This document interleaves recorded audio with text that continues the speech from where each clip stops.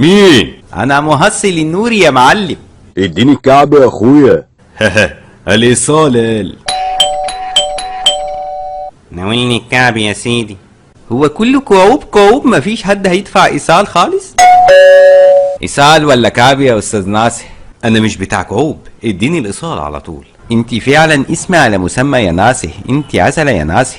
هو ازاي دفع يا معلم؟ يا استاذ ناصح، ايه الموضوع؟ الموضوع اني غيرت كل اللمبات القديمة بلمبة فينوس الليد، ودي بقى لمبات توفير التوفير، يعني استهلاك 12 لمبة من لمبات فينوس الليد بيساوي لمبة واحدة عادية. ده غير انكم هتركبوها وتنسوها، مش كل شوية تتكلفوا وتغيروها. ما انا اللمبة دي كلها موفرة يا معلم. لمبة فينوس الليد اقوى من اي موفرة. ها، عملت ايه يا معلم؟ انا جبت لمبة ليد قد البطيخة وكمان واطها عالي علشان تنور بجد. اللمبة مش بحجمها، وكمان الواط بيعبر عن الاستهلاك، لكن قوة الإضاءة اللي بيعبر عنها اليومن. وعلشان لمبة فينوس اليومن بتاعها عالي فإضاءتها قوية بجد غير أي لمبة تانية، وضمانها 3 سنين. اوبا، يعني اللمبة طلعت قرعة؟ طبعا قرعة. لازم تتأكد وانت بتشتري انك بتشتري لمبة فينوس الليد، لانها من شركة معروفة، وعلشان كده ما ترضاش بالبديل.